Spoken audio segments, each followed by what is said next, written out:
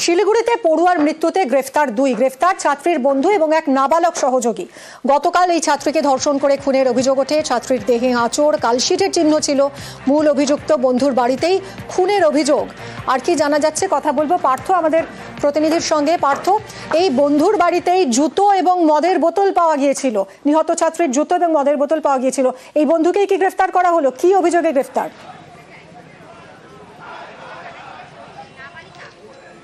একেবারে তাই, যে মূল যে অভিযুক্ত অর্থাৎ যে নিহত স্কুল ছাত্রী, তার যে ঘনিষ্ঠ বন্ধু রোহিত রায় এবং তার এক সহযোগী নাবালক, তাকেও কিন্তু গ্রেপ্তার করা হয়েছে। নিজেদের বাঁচাতেই কিন্তু গতকাল এই রোহিত মূল অভিযুক্ত সে গল্প ফেঁদেছিল যে জঙ্গলের মধ্যেই অচেতন অবস্থায় পড়ে রয়েছে স্কুল ছাত্রীটি। সেই মতোই তার নিহত ছাত্রীর পিসিকে ফোন করে সে জানায়। কিন্তু গোটা ঘটনা যখন আজ আমরা ঘটনাস্থলে গেলাম, সেখানকার যারা প্রত্যক্ষদর্শী পাড়াপড়শি তারা পরিষ্কার জানালো, দুপুর 2:30 নাগাদ প্রথম এই রোহিত এবং এই স্কুল ছাত্রী তারা রোহিতের বাড়িতে যায় এবং বিকেল 5:10 নাগাদ যখন বের হয়ে আসছে, তখন রোহিত এই স্কুল ছাত্রীকে তার কোলে আগলে নিয়ে বের হচ্ছিল। গাড়িতে যখন দেহ উঠাবে সেই সময় পাড়াপড়শিরা দেখতে পেয়ে তাকে যখন জিজ্ঞাসা করে, তখন পাল্টা মূল অভিযুক্ত পাড়াপড়শিদের জানায় যে নেশাগ্রস্ত হয়েছিল এই স্কুল ছাত্রীটি, তার থেকে খবর দিয়েছে, সেজন্য বাড়িতে পৌঁছে দিয়েছে। কিন্তু তার বাড়িতেই খুনের ঘটনা ঘটে, এমনটাই কিন্তু প্রত্যক্ষদর্শী এবং পাড়াপড়শিরা জানেন। যদিও পুলিশ এই বিষয়ে এখনও কোনো মন্তব্য করেনি। গোটা ঘটনা তারা খতিয়ে দেখছে এবং ফরেন্সিক টিমও সেখানে আসবে। সেই মূল অভিযুক্তের বাড়ি, যেই ঘরে ঘটনাটি ঘটছে, সেখান থেকে কিন্তু ওই নিহত ছাত্রীর জুতো এবং বিয়ারের বোতল উদ্ধার হয়েছে। ঘরটিকে সিল করা হয়েছে, সেখানেও পুলিশ পিকেট রয়েছে। আর এই মুহূর্তে যে দুজনকে গ্রেপ্তার করে তাদেরকে জলপাইগুড়ি আদালতে পাঠানো হয়েছে। আর এই মুহূর্তে সেই এনজেপি থানায় সেখানে কিন্তু বিজেপির বিক্ষোভ চলছে। এক প্রতিনিধি দল বিজেপির, তারা কেন বারবার করে এই নারী নির্যাতনের মতো ঘটনা ঘটছে, খুন ধর্ষণের ঘটনা ঘটছে, সেই প্রতিবাদ জানিয়ে কিন্তু থানার ভারপ্রাপ্ত আধিকারিকের কাছে তারা স্মারকলিপি দিতে গেছে। এবং ওটা ঘটনায় ইতিমধ্যে দুজনকে কিন্তু পুলিশ গ্রেপ্তার করছে। তবে কি মোটিভ ছিল, কতদিনের সম্পর্ক ছিল দুজনের মধ্যে, সেই সব বিষয় কিন্তু এই ধৃত সঙ্গে থাকো। এই মুহূর্তে আমরা সেই ছবিটা আপনাদের দেখাচ্ছি। বিজেপির বিক্ষোভ এনজেপি থানার সামনে, বিক্ষোভ ঘিরে থানার সামনে উত্তেজনা ছড়িয়েছে। বিজেপি আজ বিক্ষোভ দেখাচ্ছে ছাত্রীকে ধর্ষণ খুনের ঘটনায়। পার্থ আমাদের প্রতিনিধি রয়েছেন সঙ্গে। পার্থ, বিজেপির কি দাবি এই মুহূর্তে?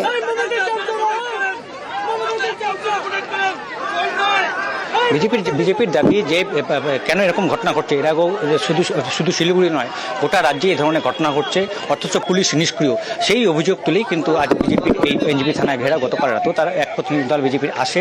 এই মুহূর্তে আমি দেখাচ্ছি যে এনজেপি থানার গেট, তার ঠিক ওপারেই কিন্তু বিজেপির যারা আন্দোলনকারী তারা এসে তাদেরকে আটকে দিয়েছে পুলিশ, এবং তারা থানার সামনে তারা বসে পড়ে। একটা অংশ রাস্তা খানিকক্ষণের জন্য অবরোধ করে এবং বিজেপির এক প্রতিনিধি দল ইতিমধ্যে কিন্তু ভারপ্রাপ্ত পুলিশ আধিকারিকের সঙ্গে দেখা করে এর বিচার চেয়ে কেন বারবার করে ঘটনা ঘটছে, নারী নির্যাতনের মতো ঘটনা বন্ধ করার দাবি এবং পুলিশের এই বিষয়ে আরও সক্রিয় হওয়ার দাবি কিন্তু তারা তুলেছে। এবং সেই দাবিতেই এই আজকের এই বিজেপির এনজেপি থানা ঘেরাও অভিযান চলছে। ধন্যবাদ পার্থ।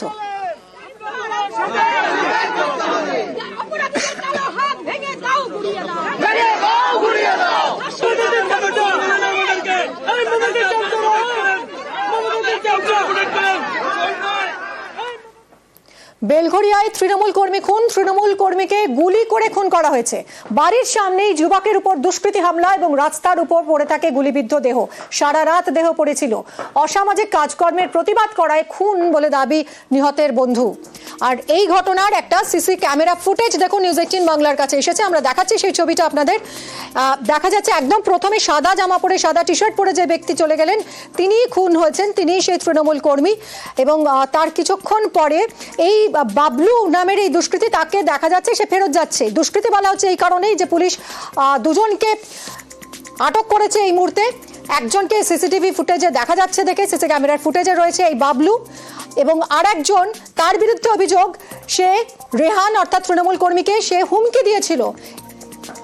এই মুহূর্তে যাকে দেখতে পাচ্ছেন এই বাবলু যে ফিরে যাচ্ছে ঘটনার পর, একেও আটক করেছে পুলিশ।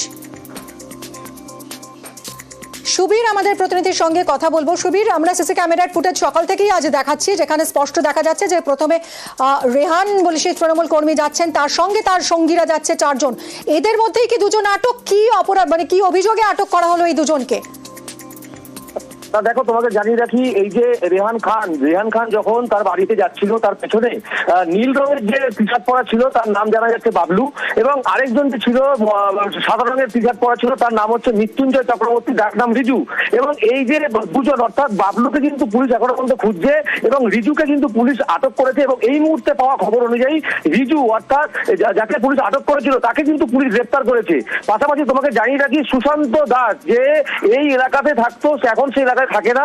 সেই সুশান্ত দাসকে কিন্তু রেহান খানের একটা কিন্তু শত্রুতা ছিল এমনটাই জানা যাচ্ছে, এবং তার মা পরিষ্কার জানিয়েছে যে এই রেহান খানকে কিন্তু এর আগেও প্রাণনাশের হুমকি দিয়েছিল সুশান্ত দাস, এবং সুশান্ত দাসকেও কিন্তু অভিযোগের ভিত্তিতে বেলগড়িয়া থানা পুলিশ তাকে প্রথমে আটক করেছে। এই মুহূর্তে তার জিজ্ঞাসাবাদ চলছে বেলগড়িয়া থানাতে। অর্থাৎ এই সুশান্ত এবং রিজু, এই দুজনকে এখনো পর্যন্ত গ্রেফতার করা হয়েছে, আর বাকি যে সঙ্গীরা তার সঙ্গে ছিল তারা কোথায়, তাদেরকেও কি পুলিশ খুঁজছে? দেখো, কামারহাটি, দক্ষিণেশ্বর, নিমতা এলাকা বিভিন্ন জায়গায় কিন্তু পুলিশের দুটো টিম সেখানে ভাগ হয়ে গিয়ে কিন্তু তাদের খোঁজে কিন্তু তল্লাশি চালাচ্ছে। কিন্তু এখনো পর্যন্ত পুলিশি সূত্র থেকে যেটা পাওয়া যাচ্ছে যে দুজনকে পুলিশ কিন্তু আটক করেছিল, সেখান থেকে যে রিজু, যার নাম হচ্ছে মৃত্যুঞ্জয় চক্রবর্তী, তাকে কিন্তু পুলিশ এই মুহূর্তে গ্রেপ্তার করেছে। এবং আরেকজন যে সুশান্ত দাস, তাকে কিন্তু জিজ্ঞাসাবাদ চালাচ্ছে বেলগড়িয়া থানায় যারা তদন্তকারী আধিকারিক রয়েছেন তারা। আচ্ছা, আমাদের নজর থাকবে খবরের দিকে অবশ্যই। অনেক ধন্যবাদ তোমায় সুবীর। আমার সহকর্মী ঘটনা ঘটেছে, রাতের অন্ধকারে এভাবে আসলো, এসে এরকমভাবে গুলি করে দিয়ে চলে গেল আপনার ওয়ার্ডে এলাকাতে। তো কি মনে করছেন? মানে পুলিশ তদন্ত করছে, নিশ্চয়ই আমরা জানতে পারবো। আমরা তো শাস্তির দাবি করছি ভীষণভাবে, তদন্ত হোক। উনি কি তৃণমূল কর্মী ছিল? হ্যাঁ।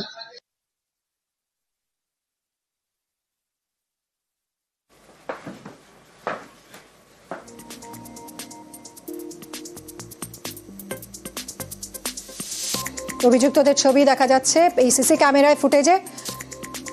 এক্সক্লুসিভ এই ফুটেজ আমরা দেখাচ্ছি আপনাদের, যেখানে যে সেদিন যারা ছিল রেহানের সঙ্গে, নিহত তৃণমূল নেতার সঙ্গে, তাদের ছবি দেখা যাচ্ছে।